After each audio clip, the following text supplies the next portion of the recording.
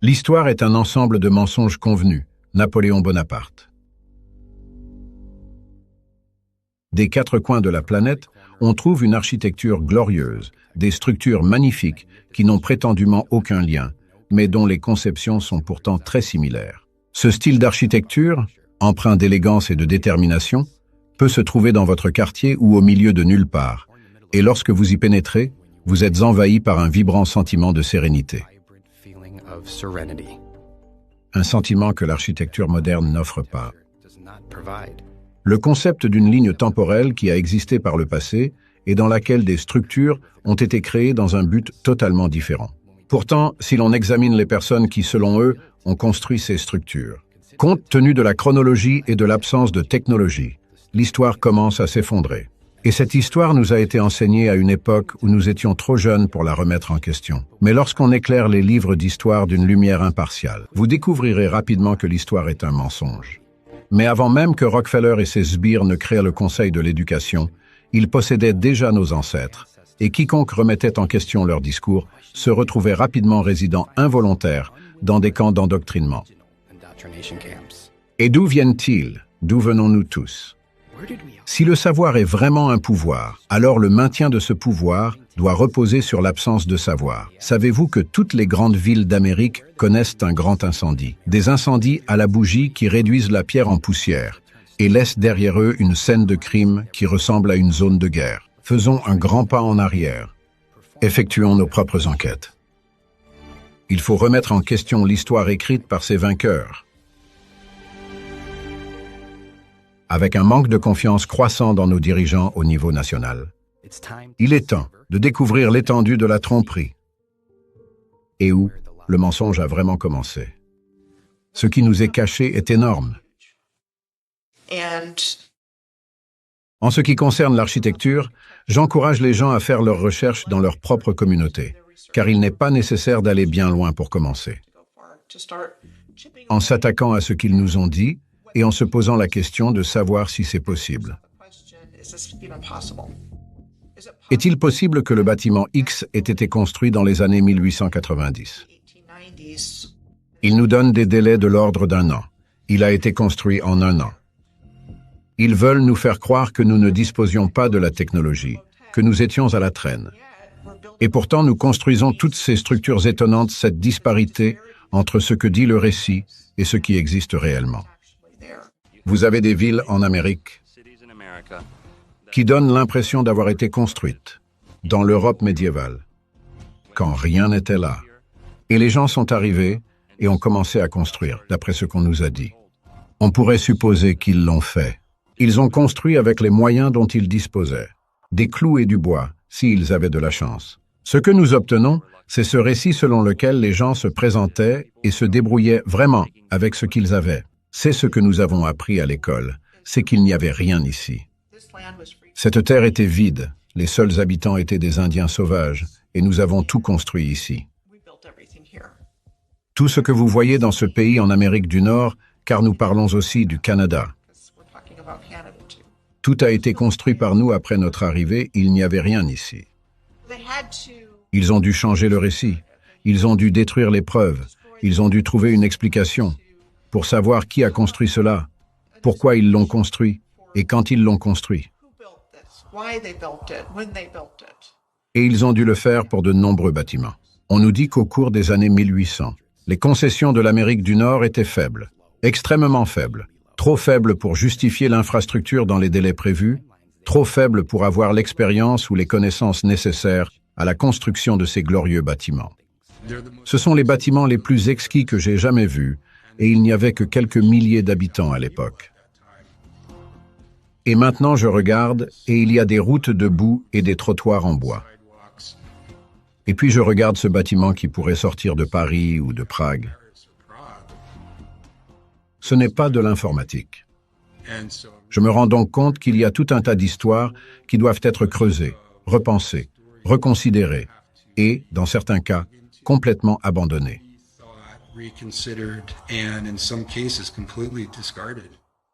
Nous ne construisons plus comme cela. Comment cela peut-il se produire dans un délai réaliste? Ne progresseriez-vous pas d'année en année?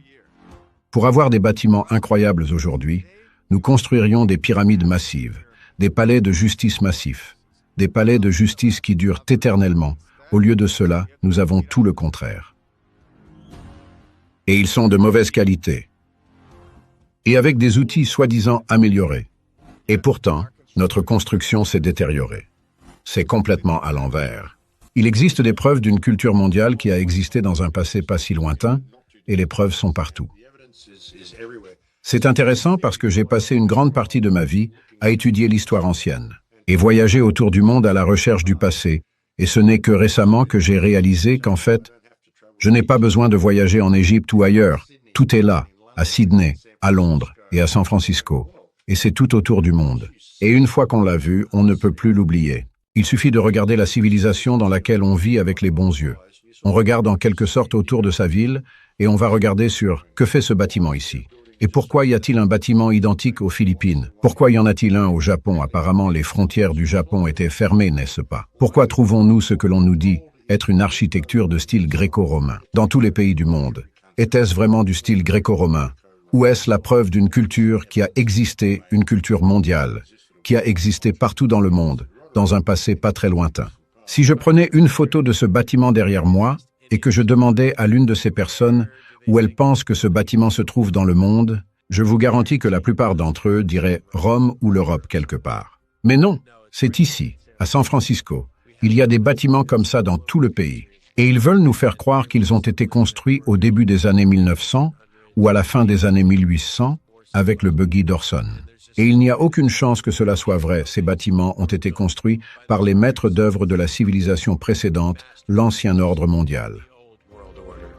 C'est de cette architecture dont je parle, on en trouve partout, en Nouvelle-Zélande, en Australie, à Hong Kong, en Amérique du Nord, en Amérique du Sud, dans toute l'Europe, peu importe où tu es. Cette architecture est reproduite. Le truc bizarre, c'est qu'ils pensent que tout a été construit autour des années 1870 à 1900.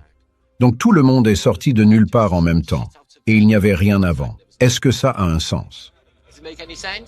Je ne pense pas que l'Antiquité soit une époque lointaine. Je pense que cette civilisation nous a précédés. Vous savez, les Édouardiens sont censés se situer à l'époque de la Première Guerre mondiale, de sorte que leurs grands-parents restent dans les mémoires, mais nous ne savons rien d'eux. C'est le mécanisme de contrôle qui le couvre avec le système éducatif. Ils ont les journaux, ils ont le récit, ils ont le courant dominant pour vous dire comment sont les choses.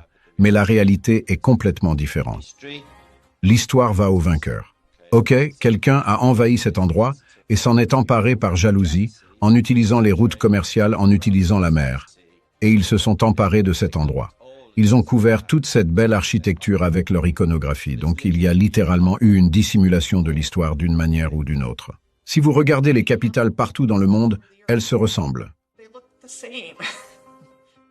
Ce n'est pas le fruit du hasard et toutes les histoires racontées dans notre récit historique sur la façon dont un endroit a vu le jour. Mais un homme a été le premier à s'y installer, il a acheté des terres, les a subdivisées, les a vendues, et très vite, il y a eu une ville, mais tout le récit est basé, surtout en Amérique du Nord, sur le fait qu'il n'y avait rien à cet endroit. Et nous avons tout construit.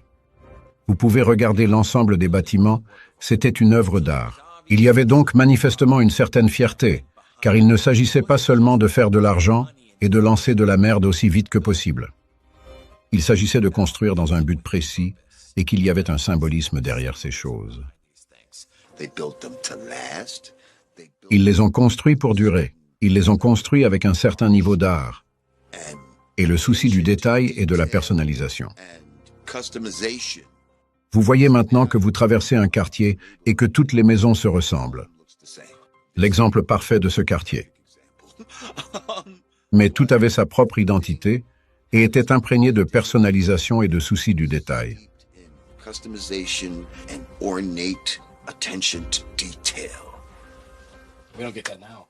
Même si l'on considère la beauté des bâtiments de cette région tartare, si les gens payaient pour la main-d'œuvre, et vous devez faire appel à des charpentiers. Non, vous ne construiriez jamais des bâtiments comme ça si vous travailliez à l'heure. Les gens construisaient ces choses parce qu'ils aimaient construire, parce que la beauté est en fait une fonction. La beauté est en fait une fonction de la création. Lorsque vous vivez dans un monde de beauté, votre âme se développe et elle est expansive. Vous pouvez créer, vous pouvez devenir tout ce que vous voulez, et si vous pouvez devenir tout ce que vous voulez être, vous n'avez certainement pas besoin de règles. C'est pourquoi ils ne veulent pas que vous soyez au courant de ce genre de choses. Maintenant, je sais que nous sommes au sommet de notre civilisation. Maintenant, c'est le meilleur. C'est le meilleur que nous ayons jamais fait. Regardez la qualité de ces murs. Oh putain, cette merde gothique, regardez ça. Vous voyez ce que je veux dire? Quand j'avais 8 ans, j'ai commencé à faire des recherches sur les pyramides parce que personne ne savait comment elles avaient été construites. J'ai donc commencé à m'intéresser à l'histoire ancienne. Et comme je l'ai dit, j'ai passé la plus grande partie de ma vie à voyager à travers le monde pour visiter tous ces sites anciens. Puis, soudain, j'ai commencé à m'intéresser à l'histoire de l'Europe. Vous voyez cette civilisation juste sous votre nez? Elle est là depuis toujours, dans toutes nos villes occidentales. Ils ont tout caché. Il ne s'agissait pas seulement d'insérer l'âge des ténèbres, ils ont tout changé. Alors quand nous avons commencé à essayer de reconstituer l'histoire qu'ils nous ont donnée, comment pouvons-nous connaître ces lieux ou même leurs noms? Comment pouvons-nous savoir que ces choses sont vraies? Comment pouvons-nous savoir que l'histoire est vraie parce que vous avez vu qu'ils ont simplement rassemblé et mélangé les cartes et les ont distribuées à un certain nombre de pays?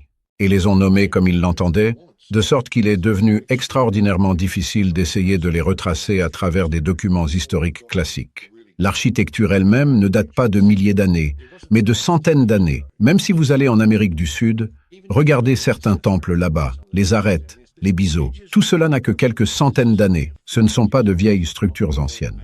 Ce sont de nouveaux murs. J'y suis allé et je les ai regardés moi-même. Rien n'est ce qu'ils nous disent. Tu sais, tout est un mensonge. C'est juste l'ampleur du mensonge.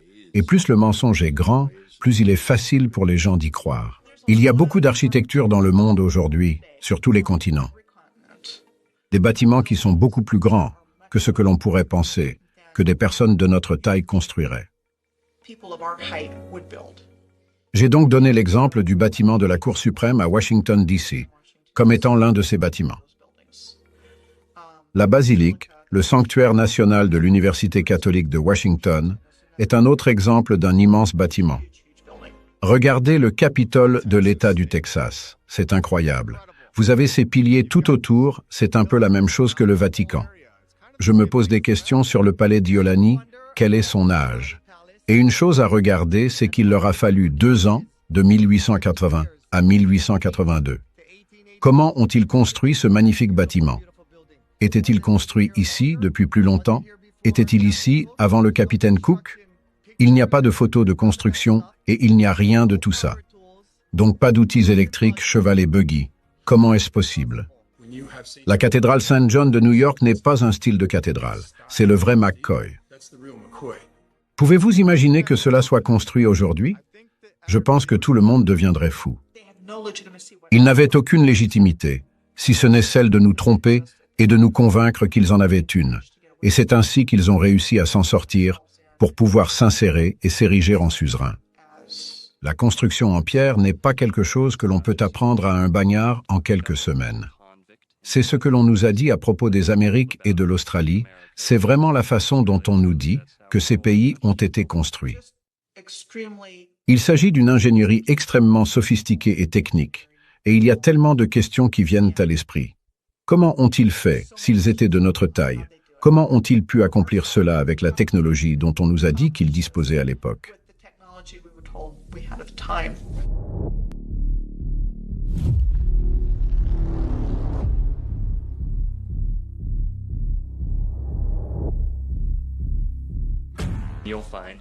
Vous trouverez de nombreuses banques, des bureaux de poste et des centres gouvernementaux qui, il y a 100 ans, étaient installés dans ces grandes structures en pierre. Donc, premièrement, les dirigeants se dotent de structures plus solides, plus durables et plus imposantes, qui envoient un message au peuple qu'ils gouvernent. Nous allons jouer à un petit jeu avec 2 alternatives, vous ou moi. Quelle que soit la personne qui décide entre ces 2 options, j'aimerais que vous fassiez semblant d'être un leader mondial. Vous n'êtes pas bon, vous êtes mauvais, et vous aimeriez gouverner les gens sous votre emprise, ou vous cherchez à garder le contrôle sur les gens. Soyez avec moi, et envisager ces deux alternatives dans la première, nous avons l'opinion, la théorie. Les enseignements, le paradigme que l'homme n'est rien d'autre qu'un singe carnivore, dans l'espace flottant sur un rocher sans aucune raison. Au milieu de nulle part par accident. Et tout cela a commencé il y a 43 milliards d'années, un mardi à 18 heures.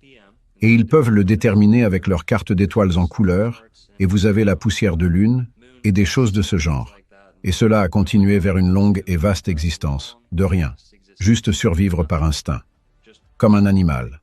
Aucune justification de toute morale éthique, aucune poursuite réelle du bonheur, aucune poursuite de l'harmonie et de la compréhension, ici sur la Terre. Et c'est tout ce que nous vivons aujourd'hui.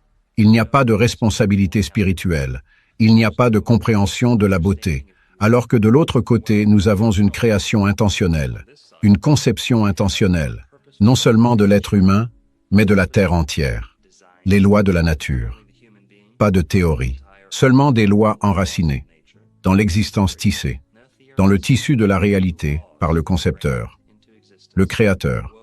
Pas dans un sens linéaire, si on regarde en arrière, cela fait tant d'années, que cela ne fonctionne plus de cette façon, c'est le tissu de ce dans quoi nous vivons. Il y avait une valeur placée sur la beauté.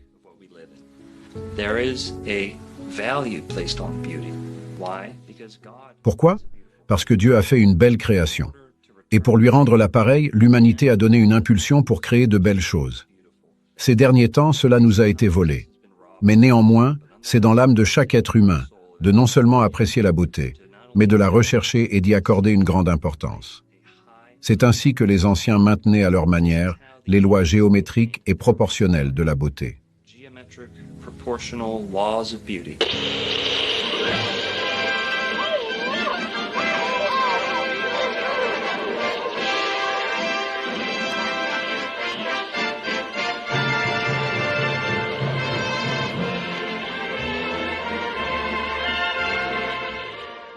Il n'y a jamais rien eu de tel dans le monde entier.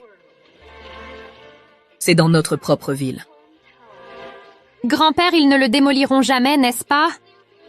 Ils n'ont pas intérêt à le faire. Les expositions universelles présentent nombre de nos structures anciennes sous leur forme la plus grandiose, mais on nous fait croire qu'il s'agit de prétendus bâtiments temporaires construits en un temps record, dans le but d'organiser un rassemblement mondial, un rassemblement destiné à présenter les nouvelles technologies, voire à s'attribuer les mérites des anciennes. Avec autant de lumières exposées, on ne peut que supposer que les centrales électriques et les ressources électriques telles que le câblage et même les électriciens étaient largement disponibles. Or, à cette époque, ce n'était pas du tout le cas. Par conséquent, comment ces vastes zones ont-elles pu, à la fin des années 1800, éclairer le ciel du soir comme un parc d'attractions moderne, ou existait-il une méthode différente pour récolter de l'énergie? Demandez-vous maintenant quelle partie de ces magnifiques bâtiments a l'air temporaire. Quelle est la partie de ces bâtiments qui a l'air usée? Et surtout, quelle est la partie de ces bâtiments qui a l'air neuve? Où vous pouvez simplement croire ces gars-là. Et dans toutes ces féeries du monde, tout était neuf, c'est ce qu'ils nous disent. C'était censé être temporaire. Donc, ils utilisaient du plâtre de Paris et du bois sur toutes ces structures. Et si vous regardez les photos, ce n'est pas ce que vous voyez. Vous voyez ces structures massives en maçonnerie qui ressemblent à ce que vous voyez en Europe. Ils ont ces endroits comme Chicago, Omaha, Portland, Seattle, Guatemala. Il y en a eu en Tasmanie, Géorgie, Louisiane, Ohio, Canada. Chacune de ces foires a été construite en 2 ans, ou moins. Chacune a été magiquement peuplée par des millions de personnes venues de tout le royaume pour participer à cet événement. Elles ont commencé avec l'exposition du Palais de Cristal.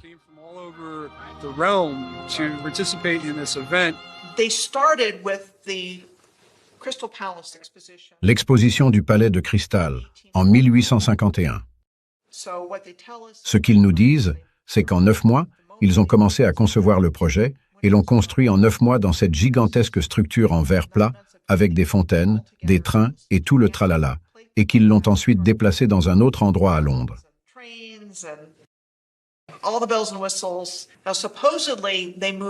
that entire structure to a different location in London. En 1854, et celle qui a brûlé dans les années 1930. That burned down.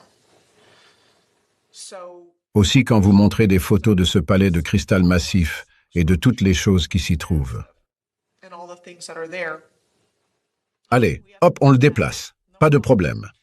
Oops, it burned down. Et oups, il a brûlé, ce qui est généralement le cas de beaucoup de ces structures de l'exposition universelle. Si vous pouvez l'effacer de l'histoire, les gens ne le voient pas comme un futur potentiel. Et je pense que c'est en soi la morale de la dissimulation de l'histoire, de la dissimulation de l'ancien monde. Cela n'a tout simplement pas de sens logique pour moi de construire quelque chose d'aussi grandiose et de le détruire ensuite. Et en réalité, il s'agissait d'une excuse pour prendre l'infrastructure existante et construire quelques petites conneries autour d'elle. Puis, lorsque vous avez terminé votre soi-disant foire, cela vous donne une excuse pour tout démolir sans que personne ne pose de questions. Ils ont peut-être construit quelques-uns de ces bâtiments, et vous pouvez en fait reconnaître les bâtiments qu'ils ont construits parce qu'ils ressemblent à de la merde. Nous avons maintenant des bâtiments qui peuvent contenir 10 000 personnes, d'immenses bâtiments géants qui semblent avoir été conçus pour une race plus nombreuse et qu'ils disent avoir construits en 2 ans. 600 acres, soit je crois quelque chose comme 27 millions de pieds carrés, c'est absolument fou la quantité d'architecture qu'ils disent avoir construite en 2 ans. En tant qu'architecte et quelqu'un qui a construit toute sa vie en concevant des maisons et des bâtiments depuis environ 20 ans, les délais qu'ils accordent pour la planification, l'idée que cela puisse être planifié en 2 ans est à peine croyable. Ils avaient ces bâtiments ornés avec toutes sortes de trottoirs mobiles et une technologie folle. Ils avaient des lampes avec tant de lumière, de l'électricité, quand l'électricité était censée être une chose nouvelle.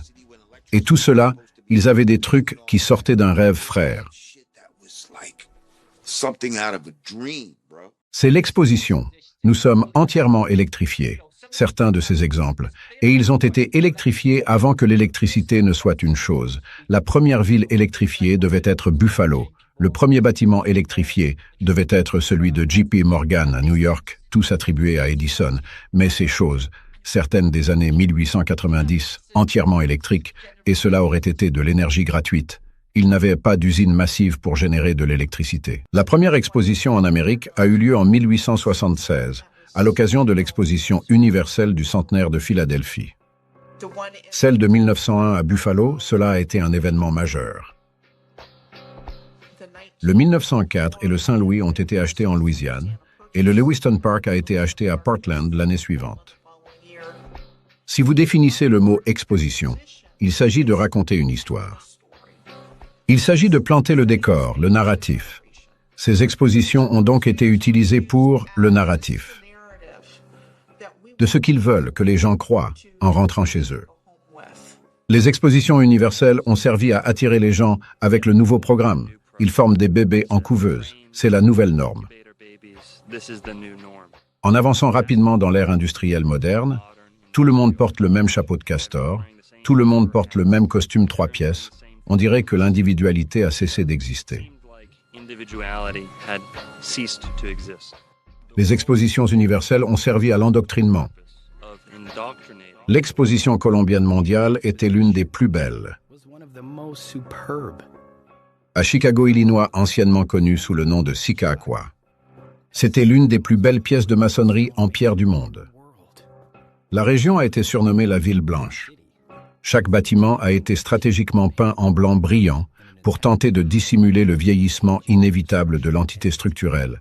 Le discours dominant voudrait vous faire croire que ces mégastructures ont été conçues par les architectes les plus instruits et les plus expérimentés. C'est vrai que l'architecte n'a pas reçu de formation? Qu'est-ce qui peut bien vous donner cette idée? Ce n'est pas un site web, c'est votre site web. Votre site web qui dit que l'architecte de ce bâtiment n'a pas de formation. C'est là. C'est impossible. C'est votre site web. Je ne suis pas sûr qu'il y ait eu des écoles d'architecture à l'époque. Pourquoi savent-ils comment faire ça? C'est tout ce que nous demandons. Ce n'est pas construit pour les dinosaures. Le musée du Champ, il a été construit pour autre chose. Ce n'est pas pour montrer les faux os de dinosaures. C'était pour autre chose. Quand vous marchez à l'intérieur, vous pouvez voir que les portes sont beaucoup plus grandes que la taille que nous sommes. Ce n'est pas du tout comme ce que nous avons construit aujourd'hui. Le musée de la science et de l'industrie, qui était le bâtiment des arts, le bâtiment des beaux-arts, et ils soutiennent que c'était un bâtiment temporaire, comme tous les autres, et que le public l'aimait tellement qu'il s'est mobilisé pour le sauver. Et ce qu'ils ont fait, c'est qu'ils l'ont reconstruit en granit, en marbre et en cuivre, et tous les matériaux permanents que nous voyons aujourd'hui. Je pense que ce sont des histoires pour enfants qu'ils nous racontent. Je ne comprends pas du tout comment des personnes sérieuses peuvent accepter l'histoire qui dit que ce bâtiment a été construit exactement comme nous le voyons aujourd'hui, mais avec des matériaux temporaires. Et ensuite, parce que nous l'avons aimé, il a été reconstruit en granit, en marbre, en cuivre et en verre. Pour moi, cela ne s'explique pas, et c'est une histoire beaucoup plus fantaisiste que l'idée que ce bâtiment existait déjà et qu'il a été réaffecté à une foire. Celui-ci est relié à l'aquarium Shad, je le garantis, et il est relié à beaucoup d'autres bâtiments autour de cette zone. Et ce n'est pas seulement ici, c'est dans toutes les villes du monde. Vous savez, nous sommes au-dessous de l'eau, vous allez dans le sous-sol, vous entendez frapper l'eau contre le mur. Et puis parfois, quand il pleut, l'égout déborde et l'eau vient dans le sous-sol inonder tout le sous-sol. Oh mon Dieu, c'est exactement ce dont nous parlons. Il y a donc des systèmes de tunnels massifs dans tous ces bâtiments, partout dans le monde.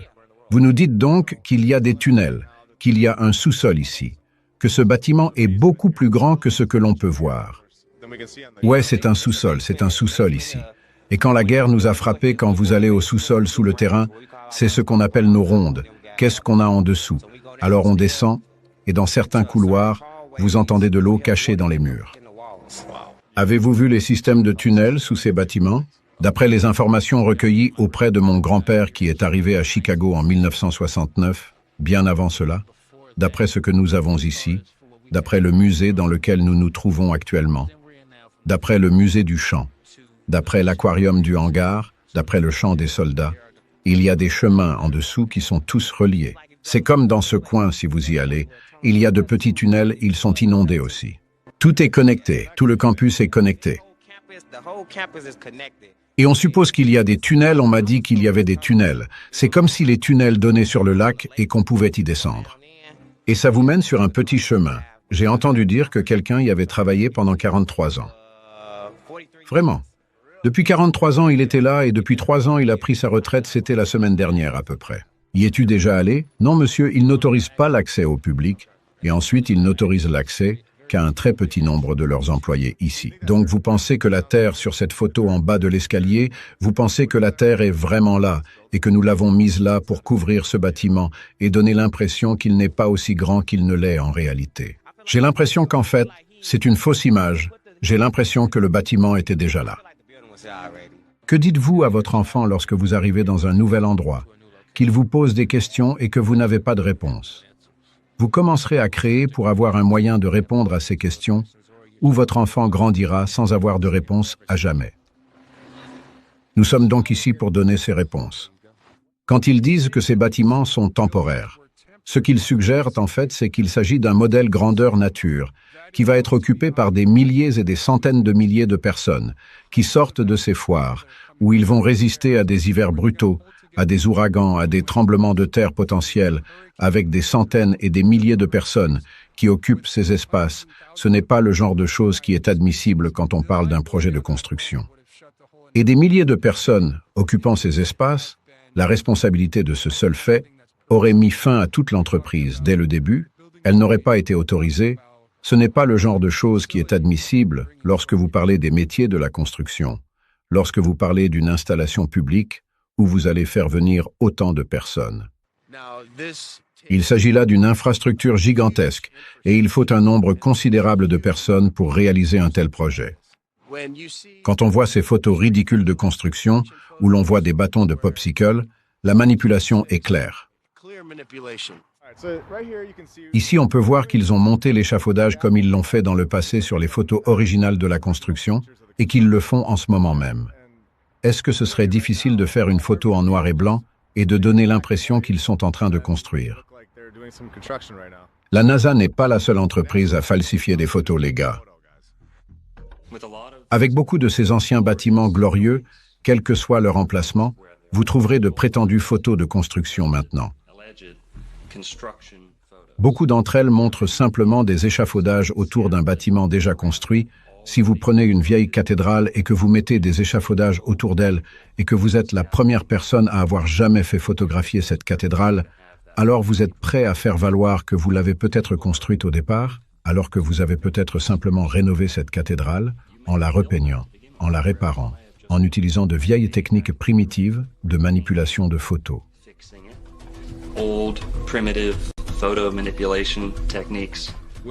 Des trottoirs en bois et des routes en terre, il faut pouvoir apporter toutes les pierres, les briques, le verre, le cuivre et tous les éléments constitutifs sur le site, et donc rien que les routes, on peut gratter et renifler n'importe quel aspect. L'histoire commence à s'effriter, mais si vous imprimez ces photos dans des livres ou si vous les présentez dans un documentaire télévisé, disons, et qu'il s'agit juste d'une image qui va aller et venir dans 99% des gens qui les regardent, ils ne vont même pas se gratter la tête, ils vont juste dire « Voilà, c'est la photo de la construction, et je n'ai besoin de rien d'autre, parce que pourquoi je remettrais ça en question? C'est absurde. » Vous trouverez également des photos coupées et collées à l'ancienne, c'est-à-dire que quelqu'un a utilisé un couteau X-Acto dans une chambre noire primitive pour assembler des photos qui n'ont en fait rien à voir ensemble. À l'époque, cette technologie était un moyen sûr de produire plusieurs images et de les combiner en une seule. Il était impossible que les censeurs n'en aient pas besoin pour falsifier des photos de construction. Et non, ce n'est pas Photoshop, mais le processus de superposition est très similaire. Manipulation de photographies victoriennes à l'aide de marques au crayon et de techniques de grattage pour dessiner, effacer et retoucher toute image souhaitée. La manière la plus simple d'atteindre vos objectifs est d'avoir un arrière-plan blanc que vous pourrez retirer plus tard dans la chambre noire. Il n'est pas rare que d'autres créent des photographies truquées et montrent leurs compétences en matière de masquage et de gravure. Car à l'époque, c'était le début de la société frauduleuse qu'ils ont construite. Ils prennent un bâtiment déjà achevé et en blanchissent le ciel. Ils l'appellent le ciel vanille. Ils font disparaître le ciel et coupent ce qu'ils veulent laisser sur la photo. Ils peuvent couper ce qui existait et le remplacer par un ciel gris ou blanc de couleur vanille. Le ciel de vanille où l'arrière-plan est découpé et vous pouvez voir les marques de crocs, vous pouvez zoomer et voir où le bord du bâtiment est un peu flou, le ciel qui aurait été l'arrière-plan a disparu. On se demande pourquoi ils ont fait ça. Si vous voyez une photo de construction qui n'est pas conforme, où ils ont peint des échafaudages, où ils ont enlevé des arrière-plans, vous devez vous arrêter.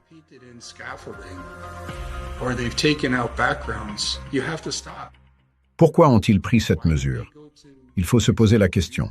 Et si vous voyez des centaines de photos prises de cette manière, vous devez vous rendre compte qu'il s'agissait d'un effort à l'échelle industrielle pour créer une narration. Les bâtiments en maçonnerie exquise ont été construits en 1 ou 2 ans. Ces 2 années, je veux dire qu'il a fallu 1 ou 2 ans, rien que pour la planification. Bien avant cela, il y a la partie ingénierie, il y a la partie conception. Il ne s'agit pas simplement de réunir un groupe d'artistes et de constructeurs pour réaliser ces objets. Il y a les architectes et les accessoires qui ont été conçus, puis il y a l'ingénierie. Tout cela prend du temps. Ces bâtiments sont le fruit d'années de travail. Et surtout, lorsque l'on en façonne le moindre recoin, comme c'est le cas ici, chaque poignée de porte, chaque coin de fenêtre est célébré. Et c'est pourquoi l'architecture est si belle, c'est une architecture de la célébration.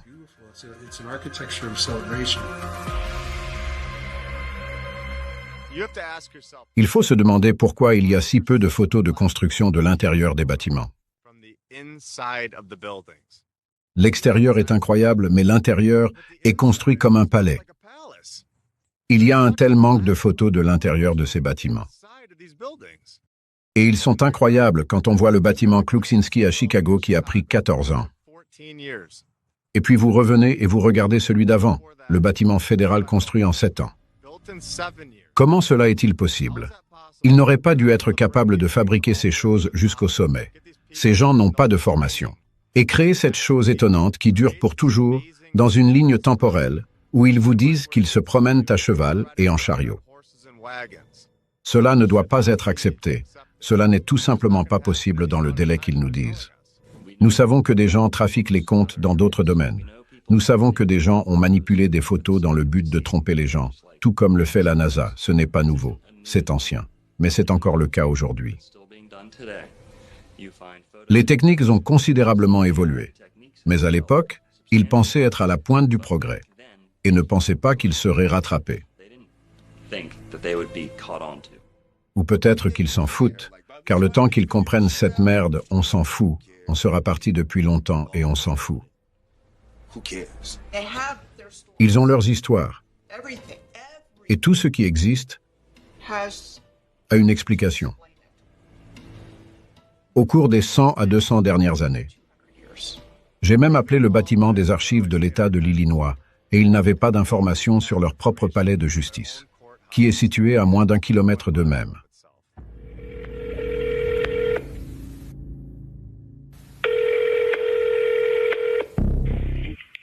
Bonjour, les archives. Comment puis-je vous aider? J'essayais de trouver des informations sur la construction de la Cour suprême. Et sur leur site internet, on disait qu'elle avait été construite en 1 an. Alors j'essayais de savoir si c'était vrai ou non.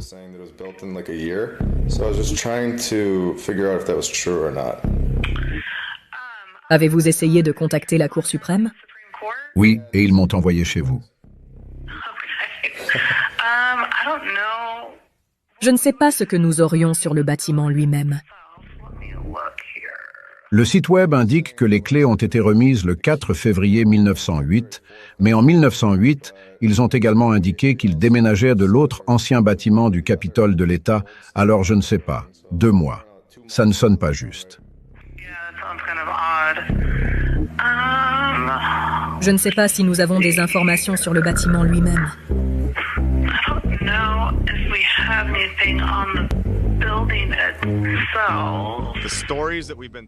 Les histoires que l'on nous a racontées ne sont en fait que des histoires que nous répétons sans cesse et que nous régurgitons simplement ce qu'ils nous ont dit. Vous pouvez soit choisir de les croire,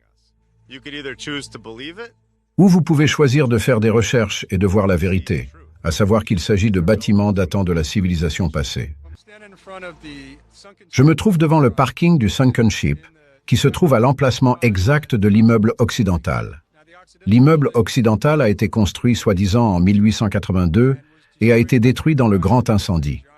C'était ce mur géant de maçonnerie massive de 3/4 d'épaisseur de briques et de pierres solides qui a été brûlé d'une manière ou d'une autre dans un incendie. Voici donc ce que l'année moderne nous a apporté. Le parking du Sunken Ship, qui est une sorte de pied de nez au monde dans lequel nous vivons actuellement. Oui, le sel et la blessure. Mais je pense qu'il est bon de se souvenir du passé et de savoir ce qu'il y avait là et la gloire de l'ancien monde tel qu'il était. Sur un grand nombre de ces anciennes structures glorieuses, vous commencerez à voir de vieilles bannières bon marché. Les panneaux sont simplement collés sur ces anciennes structures glorieuses en pierre. Ils ne s'intègrent tout simplement pas. Ces bâtiments n'étaient pas destinés à devenir des établissements à but lucratif, et ceux qu'ils ont conservés sont devenus des établissements à but lucratif. Il est amusant de constater que nous n'entendons jamais parler, au fil des générations, des difficultés rencontrées par une nation pour construire une multitude de palais de pierre et de briques. Pourquoi aucun de nos grands-parents ou arrière-grands-parents ne parle-t-il jamais en bien de ces bâtiments s'ils ont vraiment été construits au début des années 1900? Pensez-vous que l'un de nos grands-parents aurait dit « Oui, j'étais sur le chantier et je suis si fier d'avoir construit ce bâtiment » ou « Mon ami, je connaissais quelqu'un et il était là-bas en train de construire ce bâtiment. » Pas une seule fois. Il faut dormir tous les jours, il faudrait que les gens aient des maisons sur place, puis ils ont leur cheval et leur chariot, rentrent-ils chez eux le soir, ou les chevaux restent pendant la journée quand ils construisent un de ces bâtiments. Et c'est juste aussi pour ça que l'histoire ne colle pas. Si c'était vraiment construit comme ils le disent, alors il y aurait tellement de preuves, et désolé. Mais dire qu'une photo n'était pas disponible ou difficile à prendre à l'époque, ce n'est tout simplement pas ça. Ça ne va pas le faire. Vous avez pris une photo avant, pourquoi vous ne pourriez pas en prendre d'autres? Ils ont transporté tous ces matériaux depuis des centaines de kilomètres et ils sont arrivés parfaitement à destination. Il n'y a jamais eu de problème. Ce n'est tout simplement pas possible d'un point de vue logique. En tant qu'architecte depuis 20 ans, je comprends assez bien comment les matériaux réagissent aux éléments. Au fil du temps, l'infrastructure moderne de Seattle a au mieux 140 ans. Il n'y a pas de place dans ce récit pour qu'un bâtiment présente le type d'altération que nous observons au-delà. Donc pour moi, ce seul bâtiment est une preuve supplémentaire que cette ville était là depuis longtemps pour moi. Elle a 300 ans. J'aime considérer qu'un bâtiment raconte sa propre histoire. J'aimerais dire que les pierres ne mentent pas. Les pierres vous diront toujours la vérité. Et si vous le regardez à travers cette lentille et que vous le laissez raconter sa propre histoire, alors quelque chose d'autre émerge complètement. Il y a des blocs de pierre utilisés dans certaines constructions comme Machu Picchu et même Augustine, Florida, juste là une pierre taillée qu'aucun homme n'aurait pu traîner. Il aurait fallu quelque chose de plus grand, quelque chose de plus technologiquement assisté.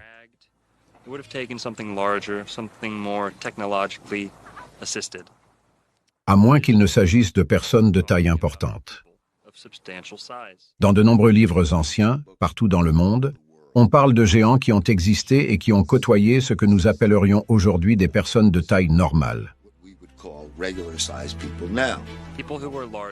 Les personnes plus grandes auraient eu plus de facilité pour transporter, tailler et disposer les pierres de cette taille. Nous voyons des mégalithes aux Amériques et des mégalithes dans le monde entier, qui sont peut-être le résultat du travail des géants.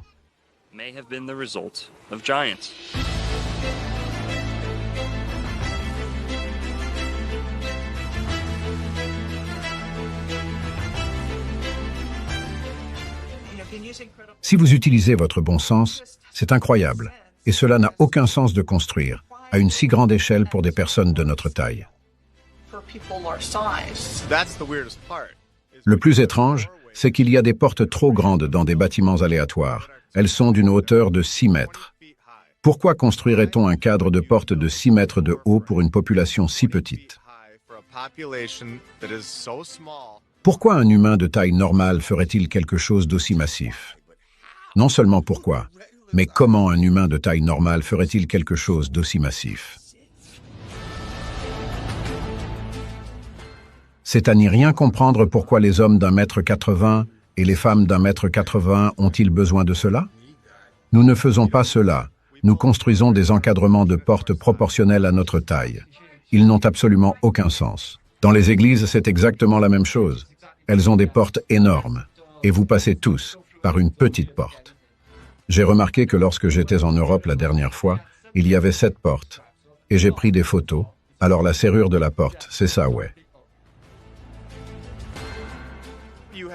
Vous avez ces cadres de porte qui sont en pierre, vous ne pouvez pas les enlever et ils sont à 6 mètres de haut, voire plus haut. Et puis vous avez notre cadre de porte que nous construisons à l'intérieur du cadre de porte pour que nous puissions passer à travers. Cela nous montre que nous sommes beaucoup plus petits qu'ils ne l'étaient en tant que civilisation.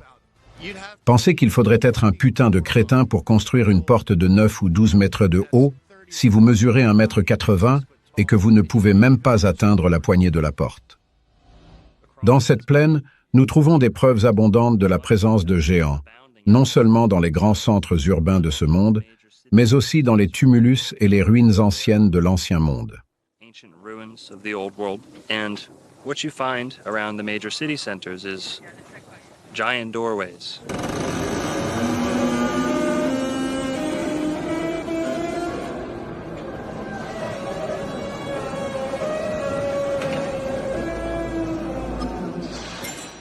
Nous avions des livres géants.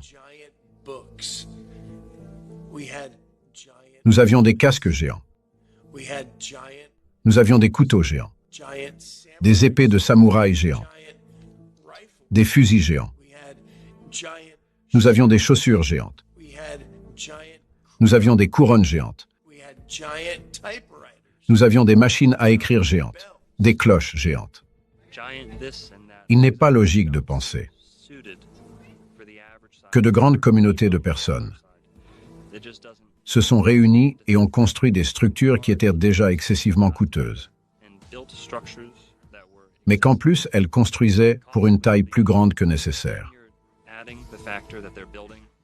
Ce qui n'est pas très rentable et ne correspond pas à ce que l'on nous dit de l'Amérique des pionniers.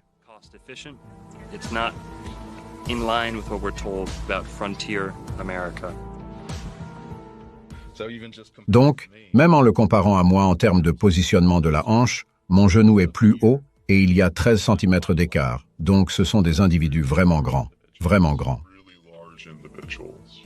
Et quand on y pense, ce n'est même pas si important que ça.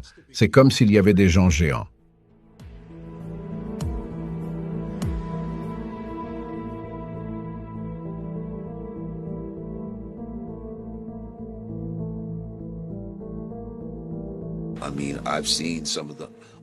Je veux dire, ce que j'ai vu, c'est des squelettes de géants déterrés, et tout ce genre de choses. Et ce qui est drôle, c'est que les gens rejettent les géants même s'il y a une myriade de preuves suggérant, tout au moins qu'ils ont existé dès le début. Mais il n'y a rien qui puisse suggérer que les dinosaures ont existé. Putain. Et tous ces enfoirés y croient. Ok, si vous deviez trouver des os géants comme ça.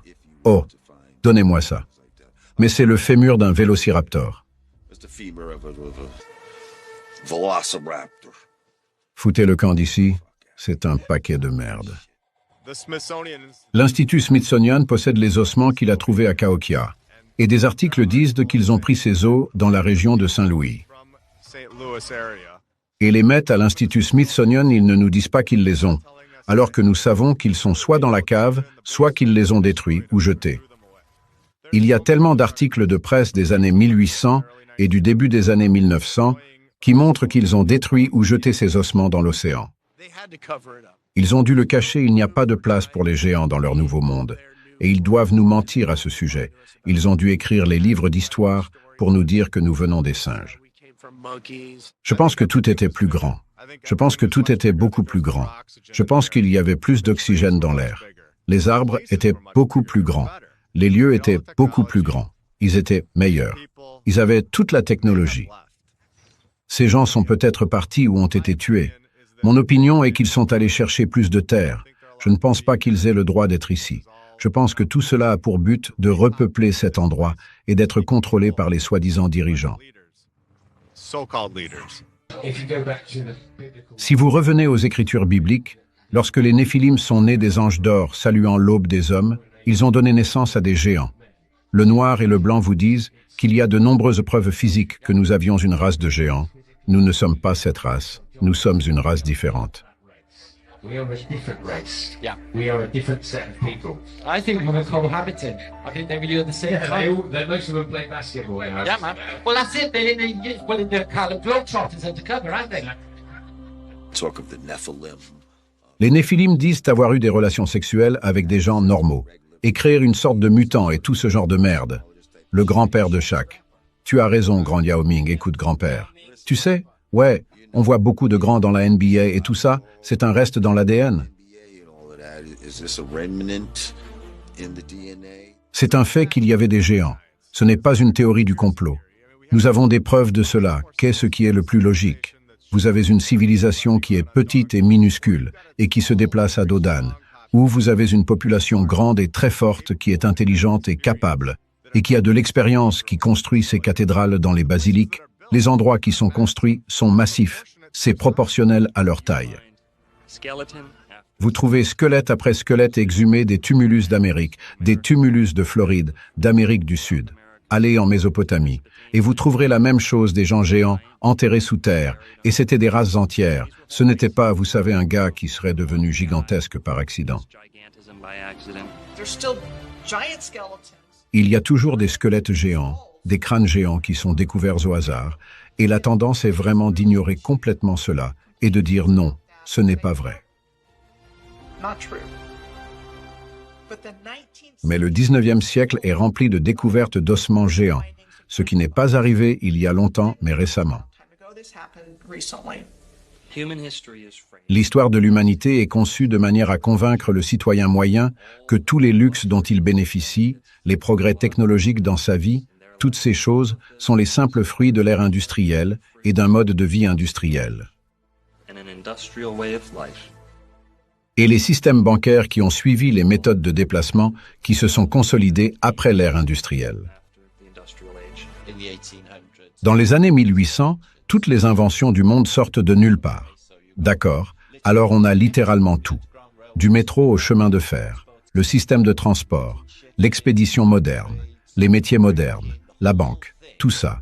Tout arrive vers 1850, quand les registres ont commencé à être tenus, par coïncidence, parce que tous nos registres de naissance n'ont jamais été officiels avant 1950. Ils étaient dans les paroisses. Ils étaient très contrôlés, tout comme les informations de l'Église. Alors personne ne peut vraiment remonter aussi loin dans le passé pour trouver ses ancêtres. Nous sommes convaincus que l'humanité actuelle est le résultat de l'ingéniosité de l'ère industrielle. Ce n'est pas vrai. This is not true.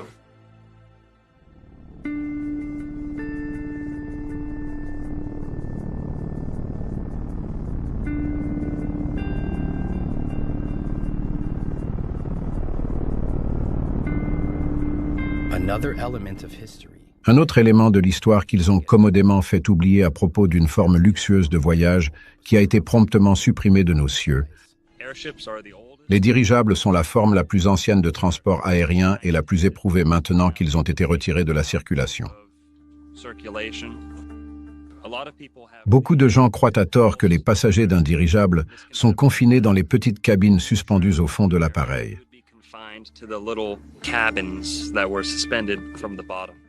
Vous savez, comme le cockpit du pilote, vous êtes probablement un peu inquiet à propos de ceux qui descendent, étant au fond du vaisseau. Vous avez l'impression que vous allez vous faire écraser. Mais ce gros ballon dirigeable n'est pas qu'un simple ballon. Dans de nombreux dirigeables de l'Ancien Monde, on avait accès à la grande cavité du dirigeable et il y avait des restaurants, des bars, des salles de danse, des choses comme ça. C'est un fait.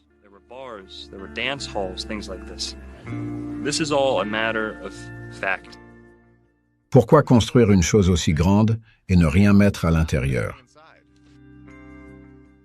Il s'agit donc d'une croisière, mais d'une croisière confortable, où l'on n'est pas assis dans la partie inférieure du dirigeable, là où l'on voit normalement un dirigeable, mais dans le dirigeable.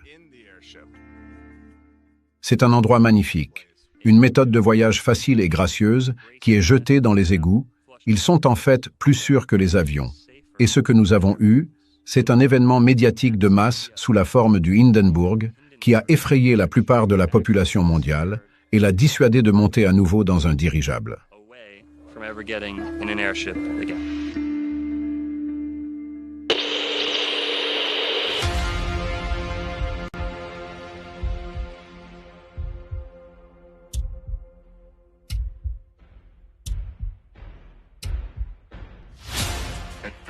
Il recommence à pleuvoir. C'est un peu fissuré. Il passe. Les moteurs du navire le maintiennent juste assez pour le garder dans l'air. L'autre côté est juste... C'est terrible. Oh, dégagez du chemin, s'il vous plaît. Ça tombe dans les plaines et sur tous les gens. Mais c'est terrible. C'est l'une des pires catastrophes du monde. Oh, c'est à 100 ou 150 mètres dans le ciel, et c'est une formidable grâce, mesdames et messieurs. Il y a la fumée, et maintenant est le châssis qui s'écrase au sol. Pas tout à fait à la masse d'amarrage, c'est l'une des pires catastrophes du monde. Je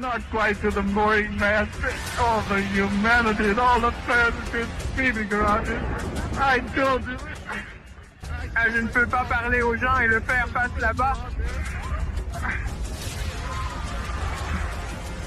Je ne peux pas parler, mesdames et messieurs, honnêtement. C'est comme le putain de disque américain. Tout le monde peut à peine geler, parler et crier. Dame, je suis désolé, je peux à peine respirer. Je vais entrer là où je ne peux pas le voir. C'est terrible. Je ne peux pas. J'écoute, les amis. I'm going to have to stop for a minute because I've lost the voice. This is the worst thing I've ever witnessed. Oh no, can't do this. Oh non, on ne peut plus faire cela, c'est dangereux.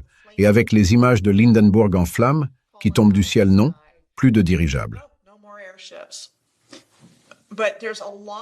Mais il y a beaucoup de preuves, disons, qui montrent que oui, il y avait des dirigeables et qu'il s'agissait d'une technologie préexistante.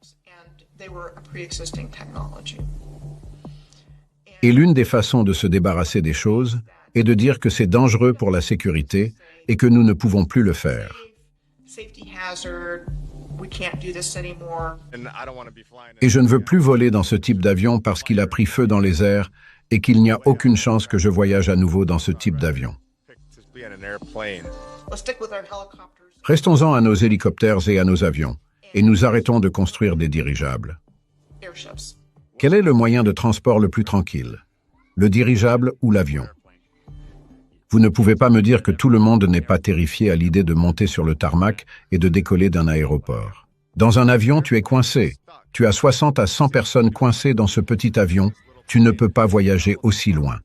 Avec les réservoirs qu'ils ont, avec un dirigeable, tu peux voyager très loin. Et tu peux voyager avec beaucoup de gens. Tu pourrais emmener des masses de gens vers ces autres terres qui sont beaucoup plus loin que nous ne pourrions jamais l'imaginer. Les dirigeables allemands ont atterri à Opelika en Floride pendant des années. Et Glenn Curtis, l'homme qui a ouvert l'aéroport d'Opelika, est un homme impliqué dans un scandale. Donc si quelqu'un raconte des mensonges ici, c'est bien ces gars-là. Glenn Curtis a été surnommé l'homme le plus rapide du monde pour avoir battu des records de vitesse sur une moto utilisant des moteurs à gaz, et il a contribué à faire valoir la supériorité du gaz sur la vapeur et d'autres techniques. Il a commencé à installer des moteurs à gaz sur des dirigeables, et il a contribué à les faire abandonner d'autres méthodes, puis il a fait la même chose avec les avions, en concurrence directe avec les frères Wright. Il a essayé de voler les animaux des frères Wright avec l'aide de l'Institut Smithsonian. Vers la fin, ils ont commencé à les remplir d'essence plus sale pour qu'ils puissent être propulsés au gaz. Ce n'était pas le cas. Beaucoup d'entre eux étaient à vapeur dans certains cas, tout comme les sous-marins. Ils peuvent essayer de nous le cacher, mais vous, en tant que téléspectateurs, vous pouvez aller vérifier par vous-même. Les dirigeables étaient beaucoup plus sophistiqués que ce que l'on nous dit. Et pour en revenir à la comparaison entre l'avion et le ballon dirigeable, ils peuvent littéralement et métaphoriquement étrangler les coûts de transport en n'autorisant qu'un nombre limité de personnes à bord de ce tout petit tube qui voyage si vite et qui est si dangereux. Oh, laissez tomber. En ce qui concerne les avions modernes, on ne peut faire tenir que quelques centaines de personnes dans un avion, alors qu'on peut faire tenir quelques milliers de personnes dans un dirigeable, d'abord parce qu'il est gracieux, mais aussi parce qu'on peut y faire tenir beaucoup plus de personnes et qu'il y a beaucoup plus d'installations. C'est un peu comme une ville itinérante, donc les dirigeables offraient quelque chose que les avions n'offrent pas.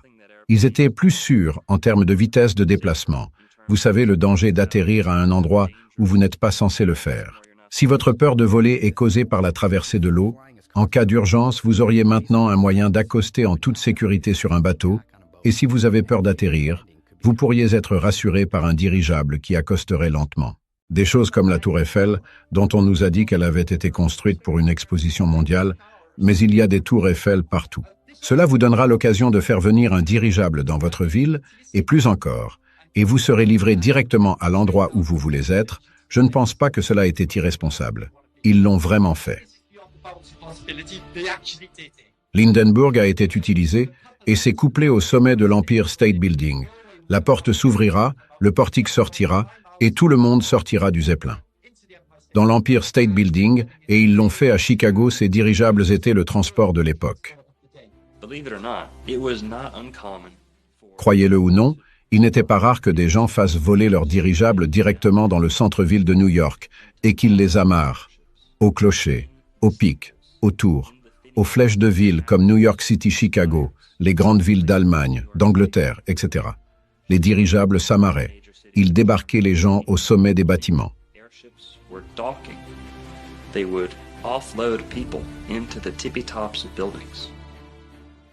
Je pense qu'il y avait plus que des dirigeables. Je pense que la technologie va plus loin que cela. Je pense que ces choses étaient beaucoup plus puissantes, et je pense qu'elles sont allées plus loin que nous ne pouvons jamais l'imaginer, vers des terres dont on ne nous parle pas. Dans les coulisses, ils continuent à les fabriquer.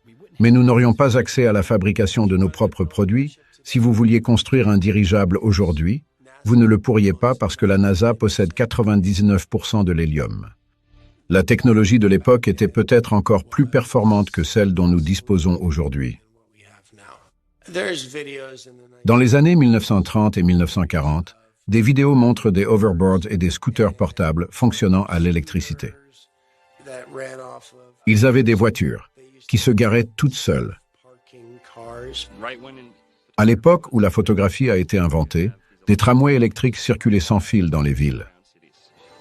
20 ans plus tard, ils tomberaient tous en panne et seraient ensuite reliés à des câbles, puis au réseau électrique d'Edison, plus lent. Et n'oubliez pas qu'ils ont beaucoup plus que ce qu'ils nous donnent. Ils nous rendent lentement la technologie qu'ils ont trouvée de la civilisation précédente. C'est drôle, parce qu'ils l'introduisent à nouveau à petite dose, et ils prétendent qu'ils sont les héros alors qu'ils l'ont réintroduit, mais pendant ce temps, cette même chose qui a été conçue pour créer la liberté et la créativité au sein de l'humanité est maintenant utilisée pour la manipulation et le contrôle. Mais elle est lâchée, à petite dose. Nous acceptons simplement que la ligne soit poussée de plus en plus loin et les gens s'assoient comme si c'était la vie.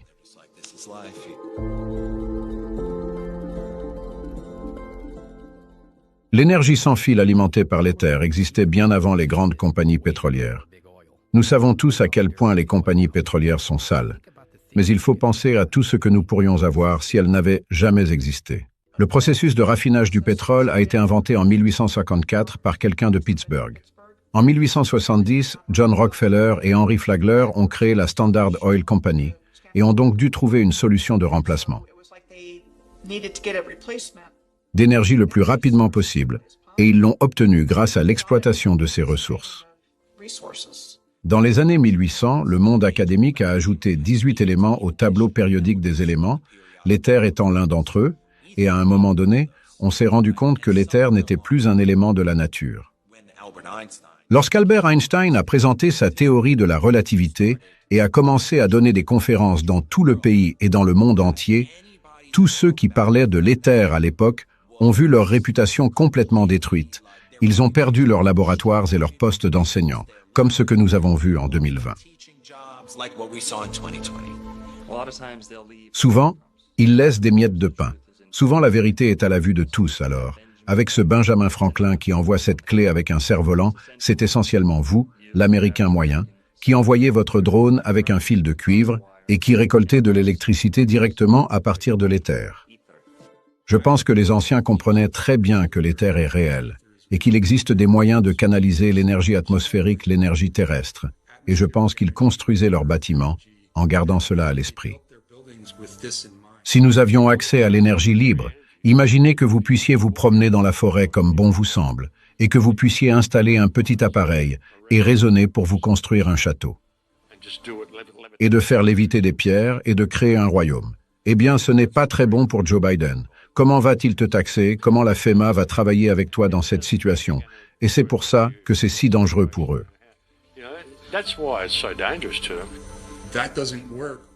Cela ne fonctionne pas lorsque vous introduisez un système électrique qui dépend d'une source d'énergie, d'un ensemble de fils, de compteurs et d'une production pour laquelle vous devez payer ou vous devenez dépendant d'un système de pénurie.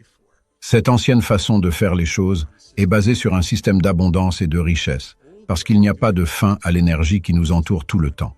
Il y a une autre façon de faire les choses, et nous n'avons pas à vivre dans cette façon de crise constante à cause d'une pénurie constante.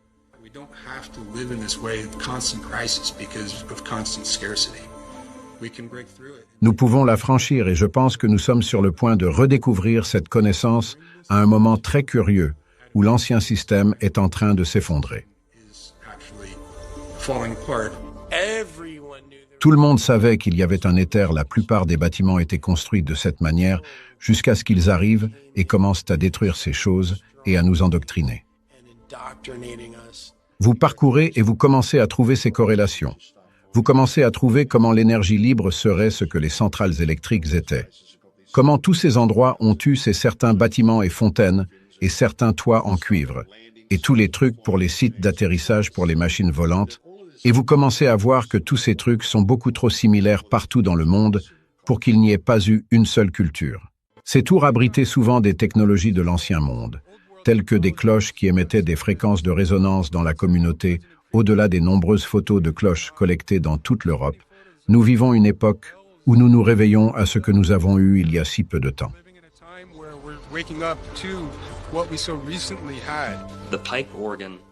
L'orgue est une machine à guérir, c'est pourquoi il faisait partie intégrante de la construction des anciennes cathédrales gothiques. L'orgue était la pièce maîtresse de l'église de la cathédrale. of the church, of the cathedral. Now, Tout autour du bâtiment, en haut et en bas, il y avait des tuyaux et des haut-parleurs qui diffusaient cette musique dans la cathédrale. blasting this music into the cathedral.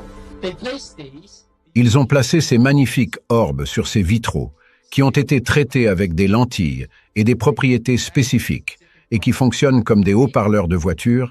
Ils augmentent la résonance et le son dans l'éther à l'extérieur, de sorte que tous les membres de la communauté sont revigorés, sont au plus haut niveau de conscience et donnent littéralement le meilleur d'eux-mêmes, comme vous pouvez le voir sur les photos de ces personnes dans la journée. Tout le monde est en bonne santé. Anyone who's been around for a Quiconque a assisté à un concert d'orgue à plein volume vous le dira. Vos os s'agitent, vos organes commencent à réagir, vos cheveux se dressent sur votre nuque. Levez-vous, entrez dans une cathédrale de pierre bien construite et écoutez l'orgue. Asseyez-vous et saturez-vous des fréquences curatives. Les cathédrales sont bien plus qu'un simple centre de culte, ce sont des machines curatives. L'orgue de la cathédrale n'est qu'un petit doigt de tout ce royaume dont nous parlons. a center for worship. They are healing machines. And the pipe organ of the cathedral is just one tiny little finger of this whole realm that we're talking about. Il y a l'effort des étoiles, que j'appelle le sujet de la passerelle parce que la même structure existe partout dans le monde et qu'elle nous a été donnée en tant que fortification construite pour ces différentes guerres qui en ont fait des cibles militaires et qui ont donc une excuse pour expliquer pourquoi elles ont été construites à n'importe quel endroit et ensuite une excuse pour expliquer pourquoi elles ont été détruites. They have an excuse for why it was destroyed. À l'école, nous apprenons à connaître un incendie, le grand incendie de Chicago. Dans le cas du grand incendie de Chicago, on a fait grand cas de la vache de Madame O'Leary qui a renversé la lanterne. La légende veut que la vache de Madame O'Leary ait renversé une lanterne dans une grange, ce qui a provoqué l'incendie et que la pauvre Madame O'Leary et sa famille ont vu leur vie gâchée à cause de cela. Nous n'avons appris qu'à propos de Chicago, et je me souviens d'être allé en camp d'été, et nous étions assis autour du feu de camp. Et c'était une nuit sombre quand nous étions tous au lit. Boum boum, la vieille Miss Weary a pris la lanterne dans son hangar, et quand la vache l'a renversée, elle s'est retournée et a dit « Il y aura un moment chaud dans la vieille ville ce soir. Fire, fire, fire. » Et nous crions fire de plus en plus fort à chaque couplet, et nous l'avons fait comme 10 fois, jusqu'à ce qu'il nous revienne en écho à travers le lac. Et maintenant, quand j'y pense, c'est comme si combien d'enfants grandissant en Amérique chantaient cette chanson à propos de cette histoire stupide. Ce que j'ai réalisé, c'est que c'est comme une incantation, et c'est de l'envoûtement. Je me suis rendu compte qu'il s'agit d'une incantation, et d'une incantation magique. D'où vient cette chanson? C'est une histoire qu'il voulait que la population adopte et croie comme faisant partie du mythe fondateur du pays et de ce que nous sommes en tant que peuple. Et voilà qu'en tant qu'architecte avec un vif intérêt pour l'histoire, j'ai découvert ces dernières années qu'il y avait eu des incendies dans toutes les grandes villes. As an architect with the keen interest in history, I come to find out only within the last few years that there were fires in every major city. And then I come to find out that... Je découvre alors qu'il ne s'agit pas seulement de bidonvilles en bois construits avec des allumettes, mais de villes entières avec des photographies montrant des bâtiments en maçonnerie du type le plus raffiné. Showing masonry buildings of the most exquisite type. Philadelphia, New York. Philadelphie, New York, Boston, Floride, Jacksonville, Miami. Toutes les grandes villes ont été brûlées à un moment donné. Croyez-le ou non, il s'agissait de villes en pierre, de villes mégalithiques en pierre, d'anciennes métropoles qui ont été brûlées comme si elles avaient été faites de bois, très rapidement. Nous pouvons spéculer sur la source de cette destruction, d'en haut, d'en bas, d'incendies criminels, de destruction biblique, etc. Biblical destruction. Néanmoins, toutes les grandes villes d'Amérique, voire d'Europe, du monde entier ont été dévastées par un incendie. The entire world saw a great devastation by a fire. Nous verrons des photos de personnes marchant sur le trottoir comme si ce n'était pas grave. Je veux dire que c'est subjectif, mais je veux dire que c'est ce à quoi cela ressemble. Les photos sont étranges. La séquence des événements qui sont censés se dérouler est étrange, donc vous savez, il y a juste beaucoup d'indices, si vous voulez, nous disant que ce n'étaient pas des événements aléatoires, comme si quelqu'un voulait nous le faire croire. Somebody wants us to believe. Si vous regardez les photos des bâtiments de l'ancien monde qui existent encore, elles expliquent toujours pourquoi ils ont été démolis. Mais il est curieux de voir pourquoi tant de tours ont disparu aujourd'hui. Le Pioneer Square est l'un de ces exemples, et il a été construit immédiatement après l'incendie de 1889. C'est curieux parce qu'il apparaît sur une carte immobilière datant d'avant l'incendie dans une forme entièrement intacte. Pour que la pierre brûle, il faut qu'elle atteigne 2000 degrés Fahrenheit.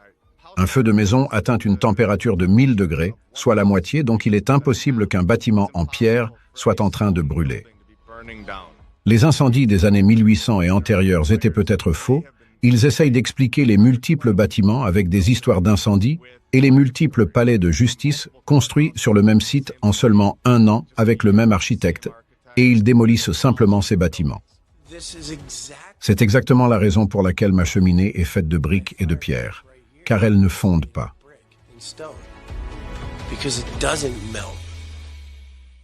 Il faut être idiot pour penser que ces feux de forêt vont faire fondre la brique et la pierre.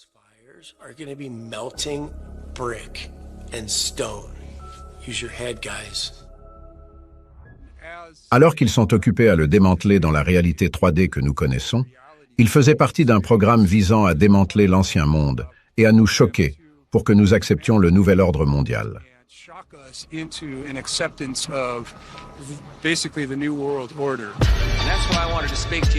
C'est pourquoi je voulais vous parler aujourd'hui du nouveau monde qui se dessine autour de nous, des perspectives d'un nouvel ordre mondial. Maintenant que nous sommes en route, c'est le nouvel ordre babylonien qui frappe à votre porte. Les battements de guerre affamés. De guerre, nous avons rarement les troupes. Et l'épée de repos. C'est le nouvel ordre babylonien qui supplie pour votre âme. Ils viennent et ils veulent le contrôle. Ouais. Ils viennent brûler un système jusqu'au sol.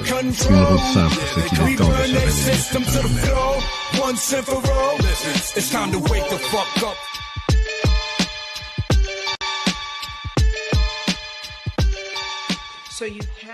Il y a donc eu ce que j'appellerais la réinitialisation de l'histoire selon un récit très précis, c'est-à-dire qu'elle n'a pas beaucoup changé, et en utilisant les médias comme ils le font aujourd'hui pour la publier, l'imprimer, voici ce qui s'est passé, voici tous les détails, voici toutes les personnes impliquées, nous l'avons consigné dans les archives.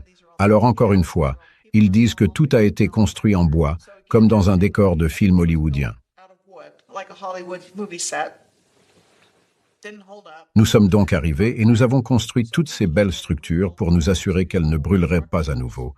Et c'est ce qui est raconté à plusieurs reprises. Si vous regardez n'importe quelle grande ville, elle a subi le même sort. Et je ne pense pas qu'il s'agisse d'une simple question de stupidité. Ils ont mis des bougies partout et ont laissé leur ville prendre feu. Les palais de justice en pierre, les banques en pierre ont été réduites en miettes. À Jacksonville, nous avons eu un incendie où il y a des témoignages de première main de personnes qui ont échappé à l'incendie et qui, une fois qu'elles pensaient s'être mises à l'abri, ont regardé le feu parce que c'est ce que les gens faisaient à l'époque.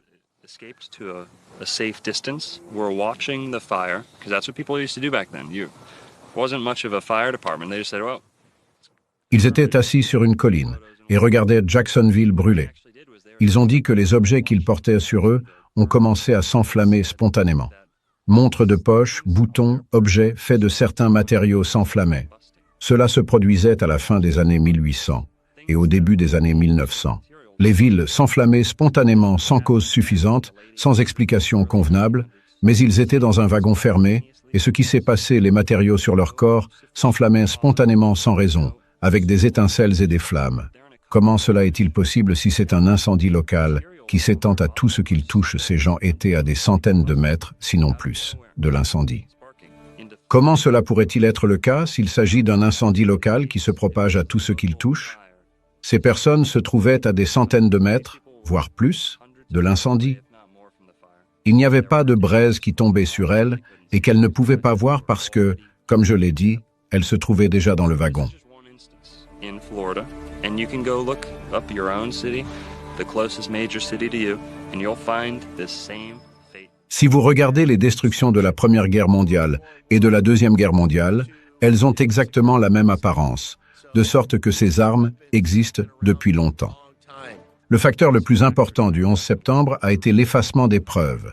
L'effacement des preuves des méfaits du gouvernement, des institutions financières, et j'en passe. La destruction des preuves. Comment appelle-t-on cela la foudre juive?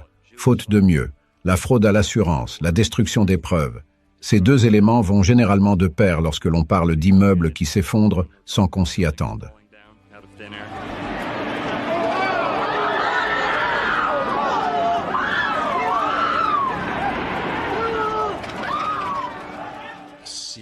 Seattle a brûlé dans le centre-ville 2 mois plus tard.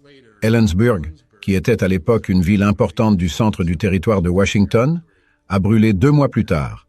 Spokane, qui était une autre ville importante sur le flanc est du territoire, a brûlé, et lorsque j'ai découvert cela, je veux juste m'arrêter une seconde, comme s'il se passait quelque chose d'entièrement différent dans l'histoire.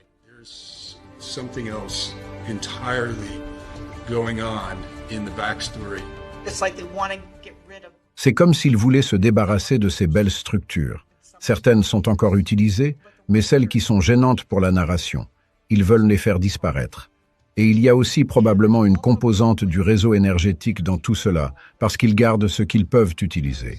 Ils gardent ce qui leur est utile, et à un moment donné, ils déterminent qu'ils n'en ont plus besoin pour quelque raison que ce soit.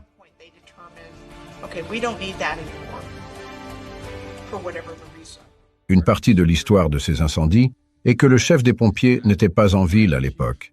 Il était parti pour une conférence et la structure de commandement était brisée. Le maire de l'époque à Seattle était celui qui prenait les décisions et il décidait qu'il devait aller faire ce qu'ils appellent des coupe-feux entre les bâtiments, c'est-à-dire apporter de la dynamite dans les bâtiments et les faire exploser, ce qui est reconnu à Boston Fire, dans une ville après l'autre, ce qu'on appelle une tactique pour contenir les incendies. Et ensuite, ils disent souvent, rétrospectivement, que ce n'était peut-être pas la meilleure idée, que ce qui causait ces incendies et ce qui causait ce type de dommages doit être examiné. Alors quand vous avez une structure de commandement brisée, vous pouvez dire que vous êtes en train de faire ce que vous voulez. Et que quelqu'un d'autre prend les décisions. Ce qui m'intrigue vraiment, car c'est la même chose qui s'est produite derrière.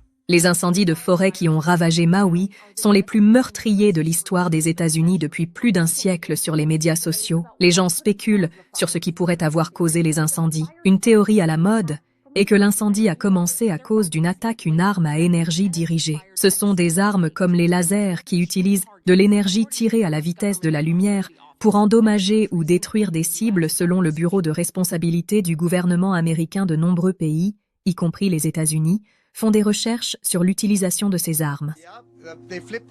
Oui, ils ont remplacé le chef de la police, Pelletier, qui avait participé à la fusillade de Las Vegas.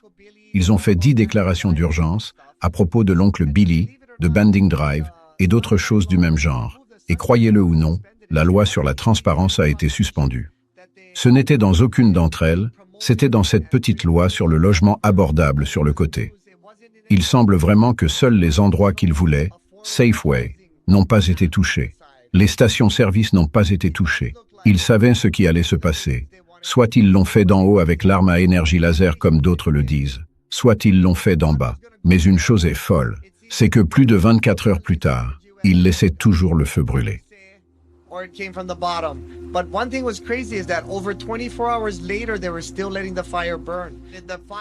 Le feu soufflait si vite que le vent a dit qu'il se déplaçait d'un mile en 10 secondes.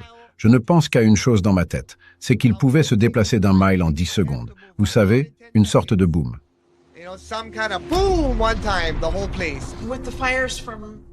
Avec les incendies de Maui, j'ai en tête ces rangées de voitures complètement brûlées. Honnêtement, ça ne ressemble en rien à un incendie. On dirait qu'il a été détruit par une arme ou quelque chose d'autre sous un certain angle, complètement détruit par une arme à énergie dirigée, un bâtiment coupé en deux, des voitures fondues, tout est fondu, on dirait une zone de guerre.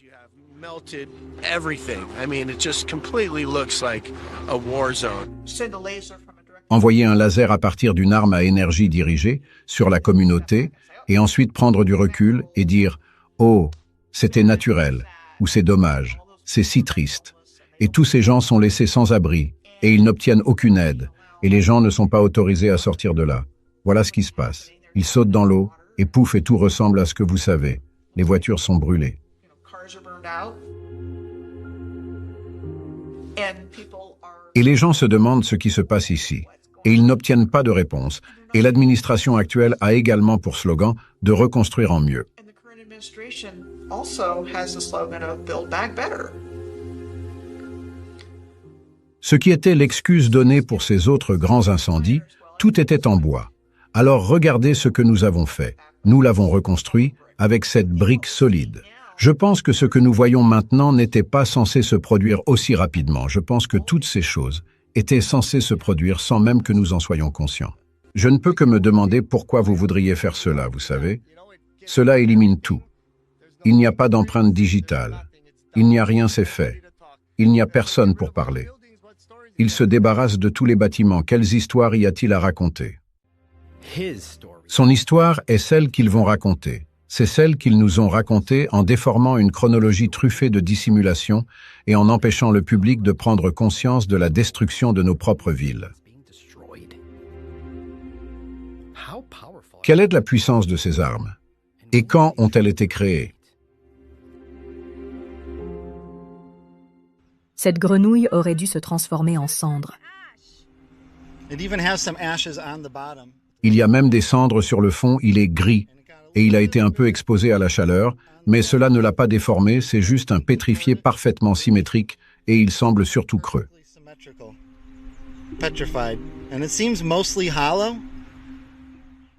Mais la peau est totalement solide et intacte.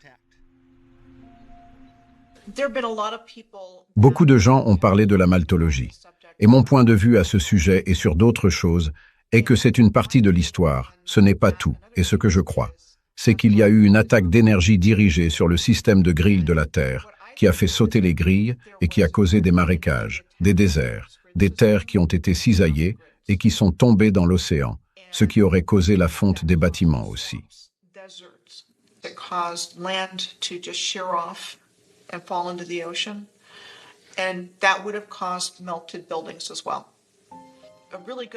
Un très bon exemple qui me vient à l'esprit est un endroit appelé Red Rocks State Park en Californie qui semble avoir fondu.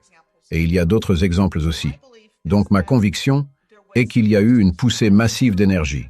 Donc cette poussée d'énergie aurait pu provenir de sources multiples et aurait traversé le système de grilles et aurait tout fait exploser. Quand ils sont venus ici, c'était un paysage détruit et en ruine. Et ils ont même utilisé le mot « ruine » pour décrire les choses, mais ils ont repoussé les choses loin dans le passé, comme des milliers d'années, ou des millions d'années. Et c'était si loin que nous ne savons rien à ce sujet. La Terre a été terraformée par une civilisation très avancée. Ainsi, les choses que nous considérons comme des montagnes, telles que les montagnes rocheuses et les collines, sont en fait des bâtiments.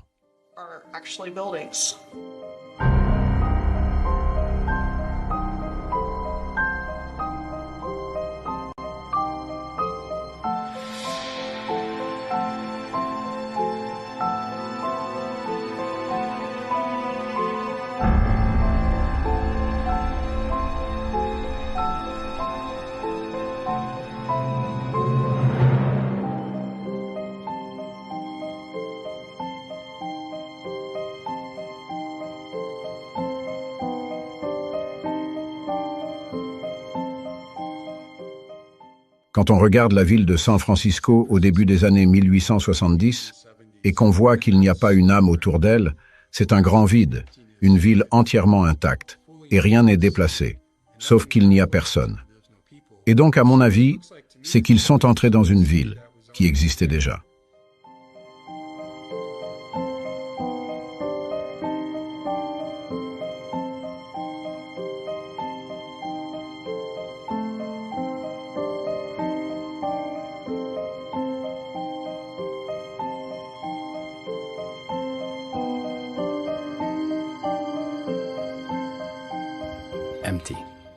C'est vide, et personne autour, c'est si étrange. Attendez, la tour des joyaux ne serait-elle pas visible quelque part sur cette carte? Souvenez-vous de l'exposition universelle de San Francisco? Elle ne devrait pas l'être car c'était 37 ans après que cette photo ait été prise. It shouldn't be, because that was 37 years after this photograph was snapped. Oh oui, bien sûr. On dirait qu'elle est déjà là.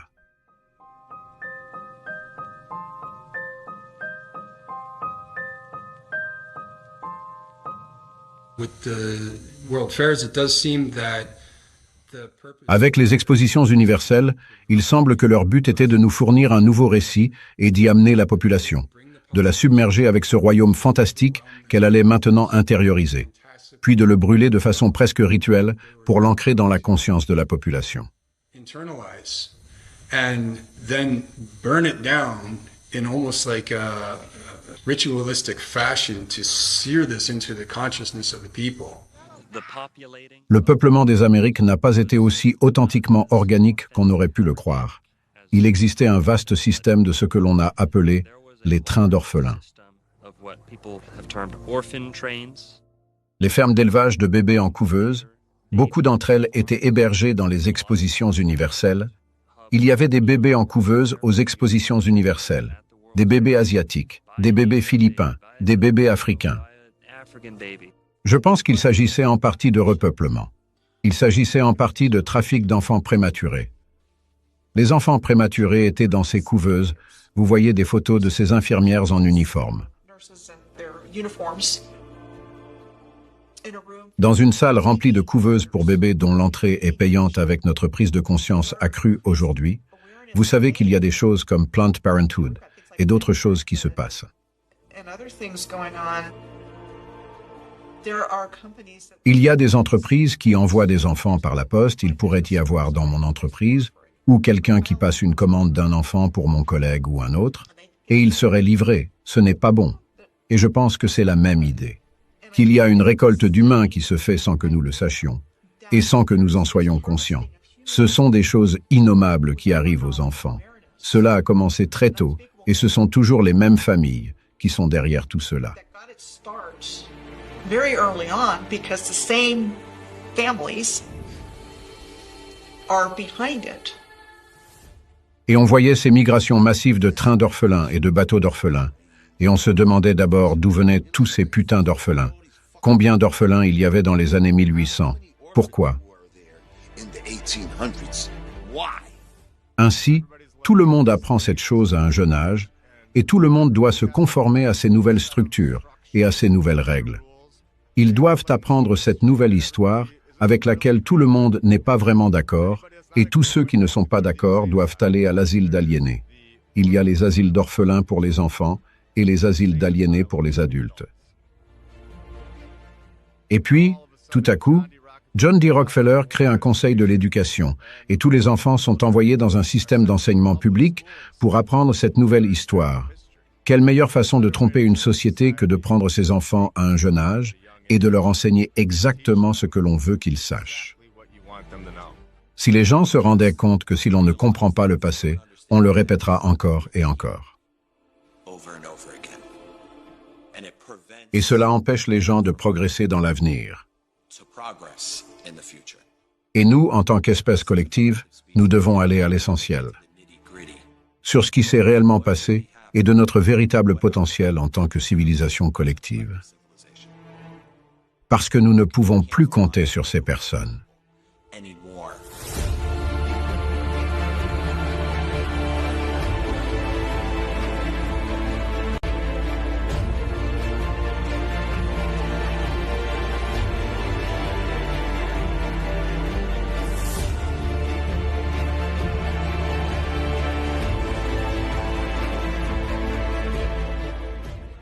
Comment pouvons-nous savoir, et je demandais cela à mon père tout le temps, je disais, papa, comment sais-tu que tu as un arrière-grand-père?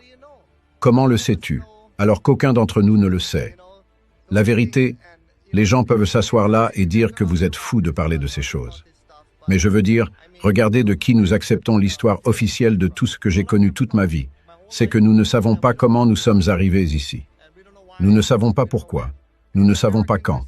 Si les Américains sont assis là un jour et disent « Je ne sais pas comment je suis arrivé ici, je ne sais pas pourquoi et je ne sais pas quand », eh bien, vous avez été réinitialisés. Ne croyez pas ce que nous disons. Allez dans vos propres communautés et faites vos propres recherches. Il y a beaucoup de bâtiments qu'ils ont laissés pour que nous les examinions.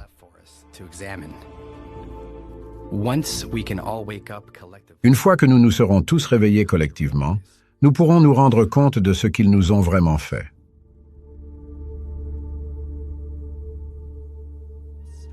Shout out Hibbler Productions. Check this old world order stuff out. Here you go. A true gem. Firm Fam 2024. Sift through the lies of indoctrination. Ancient civilization laid to wasting. More I scratch at the surface, more I'm facing. Hidden no world, advanced not cavemen. Free energy before the lies of the Masons. Flip the script and change the whole situation. American cities found not created. The tech of the giants, colossal creation. What lies had they hid from us in plain sight? The power of the ethos to feed them free light. Structures weren't built by horse and buggies. Huge slabs of stone, masterful, not ugly. Old photos, sure marvels, it's been there. Miles from quarries, not anywhere near there. Research the old world right now, I declare we taking back our world from those who feed fear. Yo, it's that old world order, the new world slaughter. Don't drink the water, raise sons and daughters, teach them the truth. Blessed from the Father, and rip the chains right off us. Yo, it's that old world order, the new world slaughter. Don't drink the water, raise sons and daughters, teach them the truth. Blessed from the Father, and rip the chains right off us. This is the age of Tartaria, massive mud floods and real history, not the Chronicles of Narnia, where the Tesla get his coil, sustained energy, not the Rockefeller's oil. Who writes history?